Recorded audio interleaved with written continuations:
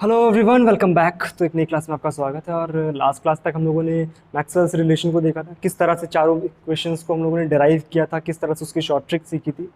ये सारी बातें लास्ट क्लास तक हम लोगों ने कर ली थी। आज उसी में आगे बढ़ेंगे। बेसिकली कुछ जो इस रिलेशंस की एक श्रृंखला है, जो एक हम लोग रिलेशंस पढ़ रहे थे, मैक्सवेल्स इक्वेशन सीखे थे, उसी में आगे बात करेंगे। थोड़े से टीडीएस इक्वेशंस की बात करेंगे। लास्ट क्लास में सारे मैक्सवेल्स इक्वेशन को एक एक करके हम लोगों ने डिराइव करने की कोशिश करी थी। उसी तरह से हम लोग टीडीएस इक्वेशंस को भी, मतलब ये एक तरह की इक्वेशंस क्यों हम लोग इसको सीखते हैं। बेसिकली जब हम लोग एंट्रोपी की बात करते हैं तो एंट्रोपी एक डायरेक्ट मेजरेबल क्वांटिटी नहीं होती है। भी हम एंट्रोपी की बात करें तो एंट्रोपी कभी भी डायरेक्टली मीन्स लाइक हम लोगों ने देखा था कि किस तरह से हम लोग entropy of an ideal gas निकालते हैं, तो उसमें प्रेशर और टेम्परेचर के टर्म्स में सारी इक्वेशंस आती हैं। ठीक है, मिक्सिंग में भी देखा था कि उसके मोल फ्रैक्शन के टाइप में कुछ आ रहा था।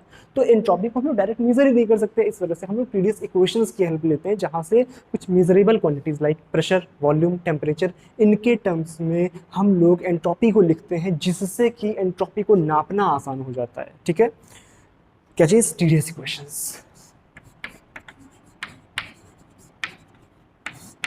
देखो, दो टीडीएस इक्वेशंस हमको सीखनी है।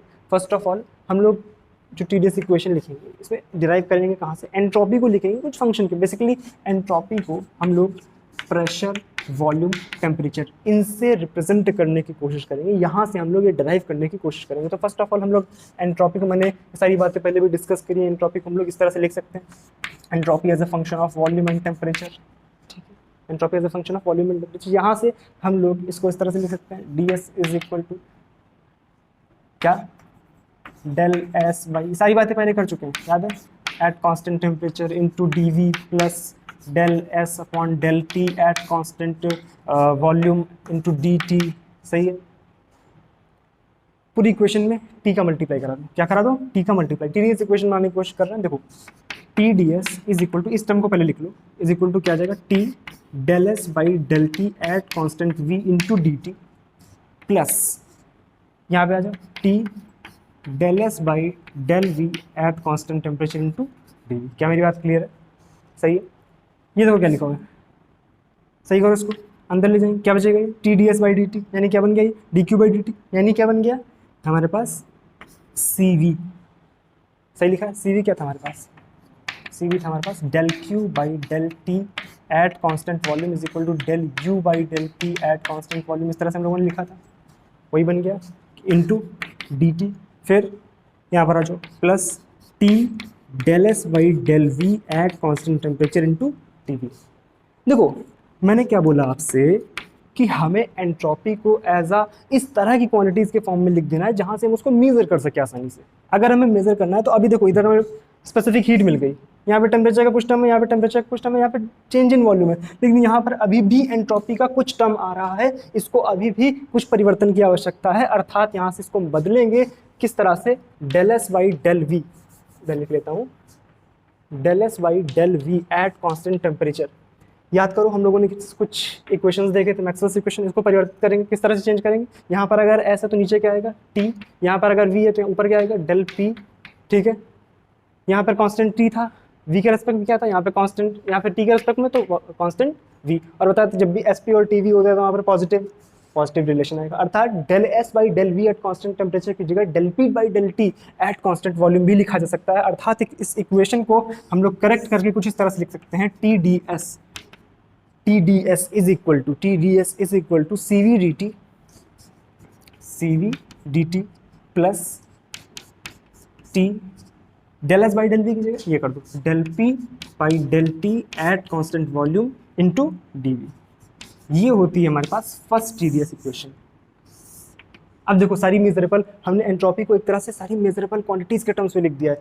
जो एंट्रोपी था उसको भी हमने चेंज कर दिया है, अब वहाँ पे प्रेशर आ गया है, प्रेशर और टेम्परेचर। ठीक है, this is called the first TDS equation, first TDS equation. बात समझ आई? कोई दिक्कत यहाँ तक? इसी तरह से हम लोग दूसरी टीडीएस इक्वेशन लिखेंगे। कहाँ से? बस थोड़ा सा हमने यहाँ पर वॉल्यूम और टेम्परेचर को लिया है, अगली बार में हम लोग प्रेशर और वॉल्यूम को ले लेंगे। ठीक है, उतारो इसको। आई होप यहाँ तक की बात क्लियर हो गई। अगली बात हम लोग क्या करेंगे? मान लो second TDS equation. Second TDS equation में मैंने बताया था, फर्स्ट ऑफ ऑल हम लोगों ने लिया किसको? वॉल्यूम और टेम्परेचर को। अब मान लो हमारे पास तीन क्वांटिटीज थी, पहले कौन कौन सी? Pressure, volume, temperature. अब हम लोग लेंगे प्रेशर और temperature. Entropy as a function of pressure and temperature है, टेम्परेचर एंड प्रेशर, ठीक है। चेंज करो इसको, क्या आ जाएगा यहाँ से, D S is equal to del S by del T at constant P into D T plus del S by del P at constant T into T P. Correct है। अब आगे कर सकते हो खुद से, आगे प्रयास करो जल्दी जल्दी, फिर से तेज आपका हाथ चलना चाहिए। Multiply by T, T D S is equal to T del S by del T at constant P into D T plus T del S by del P at constant T into D P. Clear है। फिर से क्या बन जाएगा, देखो ध्यान से, ये क्या बन गया, ये वाला टर्म सी पी बन गया, जैसे सी पी क्या जाएगा यहाँ से, T D S is equal to C P D T plus ये क्या है, T del S by del P at constant temperature into D P. फिर से यहाँ पे एंट्रोपी का टर्म हमारा परिवर्तित करना है, बिल्कुल करना है। कैसे करेंगे, del S by del P at constant temperature, Maxwell's equation याद करो, क्या आ जाएगा यहाँ पर एस है तो यहाँ पर क्या आएगा टी, यहाँ पर पी है तो यहाँ पर क्या आएगा वी, यहाँ पर प्रेशर तो यहाँ पर क्या आ जाएगा प्रेशर। करेक्ट है। ऊपर टी वी और एस पी नहीं आ रहा है, इसका मतलब क्या आ जाएगा नेगेटिव साइन। बात क्लियर है। उठा के यहाँ रख दो, क्या बन जाएगा यहाँ से बन जाएगा हमारे पास T D S is equal to C P D T, ये वाला माइनस हो जाएगा यहाँ पर, minus T del V by del T at constant pressure into D P. क्या मेरी बात क्लियर है, यस और नो? समझ आए, सिंपल सी बात थी, बहुत कुछ रॉकेट साइंस में तो सिंपल से हमने दो इक्वेशंस निकाले। एक हमारा जो एंट्रोपी का टर्म आया वो हमारा सी पी, और कुछ उसमें क्या आ रहा था याद करो, इक्वेशन क्या थी वो हमारी, टी डी एस, मेरे को एग्जैक्टली याद नहीं, देखो क्या था, T D S is equal to C V D T plus T something यहाँ पर था इंटू यहाँ पर क्या आ रहा था हमारे पास डी वी, है ना, कुछ यहाँ पर था, क्या था मेरे को एग्जैक्टली याद नहीं, देखो ठीक है, इस तरह का आया था। दूसरा इक्वेशन सी पी में आ गया। बात क्लियर है, कोई दिक्कत है यहाँ तक? सही है। तो ये हमने बात करी टी डी एस इक्वेशन की, ये आपकी है second T D S equation. ये क्या है, second T D S equation, second T D S equations, ठीक है। लास्ट क्लास में मैंने कुछ एक आपको काम दिया था प्रूव करने के लिए, वो कर लिया था आई थिंक। तो उस सब को मिला करके, मैक्सवेल्स इक्वेशंस को मिला करके, टी डी एस इक्वेशन मिला के हमारे कुछ रिलेशंस का काम लगभग कंप्लीट हो जाता है। अब अगला टॉपिक हमारा फेज ट्रांजिशन। फेज ट्रांजिशन किस तरह से होना है, फर्स्ट ऑफ ऑल इसको नोट करो, फिर आगे बात करते हैं। आई होप यहाँ तक की सारी बातें क्लियर हो गई। अब आगे बात करते हैं हम लोग फेज ट्रांजिशन, एक बढ़िया सा टॉपिक, अलग एक तरह से थर्मोडायनेमिक्स में हम लोग अपनी लास्ट स्टेज पे पहुंच चुके हैं, फेज ट्रांजिशन पे।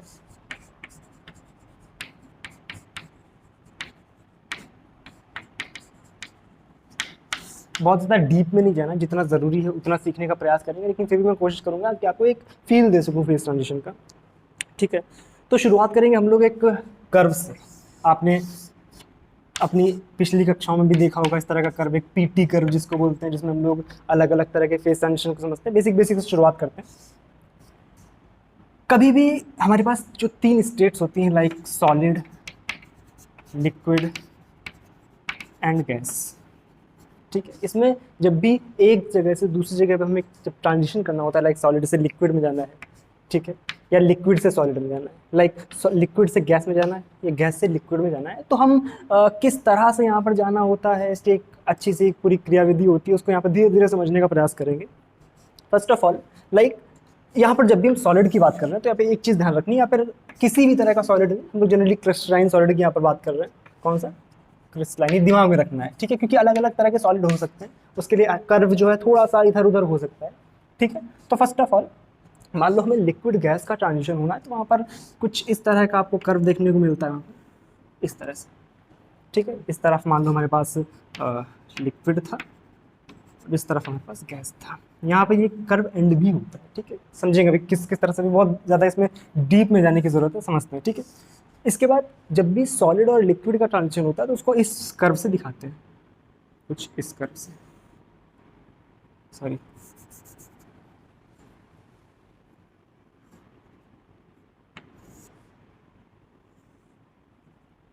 ठीक है, हल्की सी पॉजिटिव स्लोप, ज़्यादा नेगेटिव नहीं, नेगेटिव में थोड़ा सा परिवर्तन हो जाता है, कैसे होगा बताऊंगा अभी, ठीक है। इधर आ जाएगा आपका सॉलिड, ठीक है। यहाँ पर ये कर्व कुछ आगे भी इस तरह से बढ़ता है, जहाँ पे क्या हमारे पास सॉलिड और गैस का इंटरफेस, बेसिकली इंटरफेस बाउंड्री है, ये हमारे पास सॉलिड लिक्विड इंटरफेस बाउंड्री, ये हमारे पास लिक्विड गैस इंटरफेस बाउंड्री, ये हमारे पास सॉलिड गैस इंटरफेस बाउंड्री, ठीक है।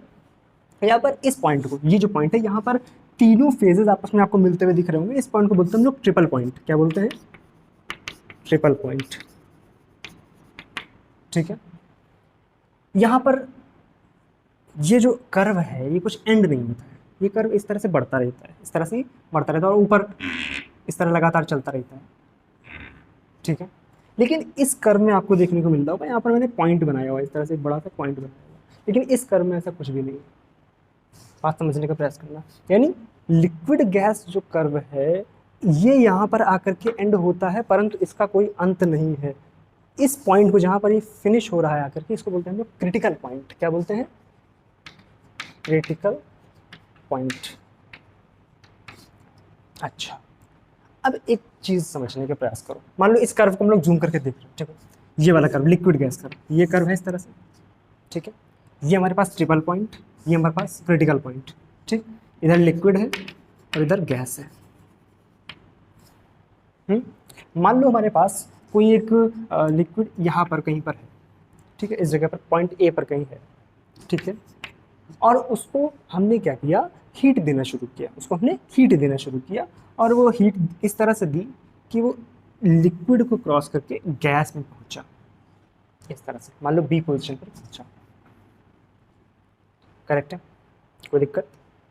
अब वास्तविकता में क्या होता है कि जब ये इस कर्व को क्रॉस कर रहा है उस टाइम पे हम इसकी जो प्रॉपर्टीज है, इसकी जो फिजिकल प्रॉपर्टीज हैं, इसमें बहुत ज़्यादा ड्रास्टिक चेंज आता है, बहुत ज़्यादा सडन चेंज आता है इसमें। यानी जब भी यहाँ पर ये लिक्विड और जो गैस है इसकी बाउंड्री को क्रॉस करेगा तो इसकी फिजिकल प्रॉपर्टीज लाइक डेंसिटी हो गई, हीट हो गई, लैटेंट हीट जब यहाँ, क्योंकि यहाँ सप्लाई करनी पड़ती है, डेंसिटी, वॉल्यूम, इन सब में ड्रास्टिक सा चेंज आता है। तो वास्तविकता में यहाँ पर हमें देखने को मिलता है यार अच्छा फेज ट्रांजिशन हो रहा है, इसका मतलब है कि कुछ बहुत ज़्यादा हीट सप्लाई करनी पड़ रही है, ये होता है इस तरह से। ठीक है, तो ये में ध्यान रखना है यहाँ पर इसकी फिजिकल प्रॉपर्टीज में बहुत ज़्यादा चेंज आता है। लेकिन अच्छा, ये काम यहाँ पर भी हम लोग कर सकते थे। यहाँ पर कोई एक सॉलिड था, इसको हम लोग लिक्विड में परिवर्तित करके कुछ हीट सप्लाई करके यहाँ पर उसको लिक्विड में भी कन्वर्ट कर सकते थे। ठीक है, अच्छा, ओके ओके। वैसे इन कर्व के डिफरेंट डिफरेंट नाम भी होते हैं। इस कर्व को हम लोग मेल्टिंग कर्व बोलते हैं। क्या बोलते हैं? Melting curve. ठीक है, जो हमारा सॉलिड लिक्विड कर्व होता है, इस कर्व को हम लोग बॉइलिंग कर्व बोलते हैं। Boiling curve. ठीक है, और ये हमारा सब्लिमेशन कर्व, ये हमारा सब्लिमेशन कर्व। ठीक है, अच्छा ओके। हम लोग फोकस कर रहे हैं अभी फिलहाल, हमारा अभी सारा फोकस रहेगा यहाँ पर। कहाँ पर? बॉइलिंग कर्व पे। हाँ, तो अपन बात कर रहे थे सब इस कौन सा कर्व था हमारे पास? Boiling curve. बॉइलिंग कर्व पे बात कर रहे थे। क्या बात करी अपने कि लिक्विड से हमें गैस में ट्रांजिशन करना। अच्छा ओके भाई, ठीक भाई, इतनी बात समझ आती है। तो हमने यहाँ पर लैटेंट हीट सप्लाई करी और ये एक फेज से दूसरे फेज में पहुंच गया। बेसिकली यही तो है फेज ट्रांजिशन। ठीक है, लेकिन जब भी इसको लिक्विड, अच्छा एक बात और, मान लो हमें यहाँ पर गैस में थे, ठीक है, और गैस से हमें लिक्विड में जाना था, या लिक्विड में थे गैस में जाना था, तो एक पाथ तो सिंपल ये था हमारे पास। क्या दूसरा पाथ ये पॉसिबल हो सकता है कि हम इसको यहां से ले जाएं, यहां से फेज ट्रांजिशन हो सकता है? क्या यहां से भी फेज ट्रांजिशन? लेकिन यहां पर आपको फेज बाउंड्री क्रॉस नहीं करनी पड़ेगी। इस पाथ से आपको doesn't need to cross phase boundary. Phase boundary,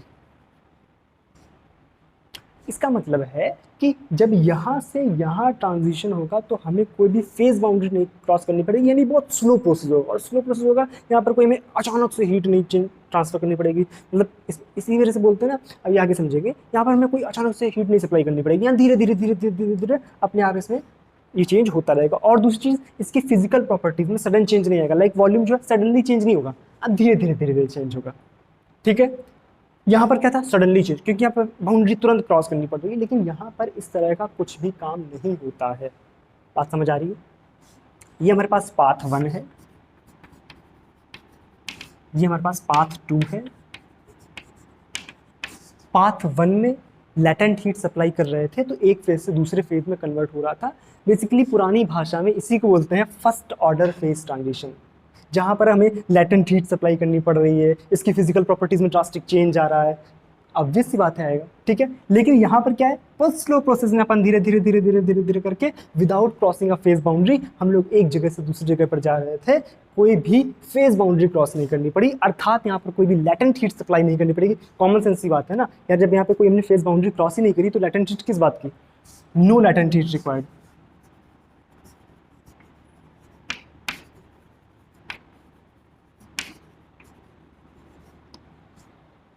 यहाँ पे कोई भी हीट रिक्वायर्ड नहीं होगी, ठीक है, लैटेंट हीट मतलब सडन चेंज के लिए, ठीक है। और दूसरी बात, यहाँ पर कोई भी आपकी फिजिकल प्रॉपर्टीज लाइक वॉल्यूम हो गया, डेंसिटी हो गया, कोई भी ड्रास्टिक सा चेंज नहीं आएगा, चेंज होगा बट धीरे धीरे धीरे धीरे, नो ड्रास्टिक चेंज। इसमें क्या होगा, इधर मैं लिख देता हूँ, no drastic change in physical properties, physical properties. बात क्लियर है? तो इसी को पुरानी भाषा में इस वाले जो इस तरह का ट्रांजिशन होता है, इसको पुरानी भाषा में हम लोग बोलते हैं फर्स्ट ऑर्डर फेज ट्रांजिशन। क्या बोलते हैं? First order phase transition. और इसको बोलते हैं second order phase transition, second order phase transition. अब बताओ कोई दिक्कत फेज ट्रांजिशन में?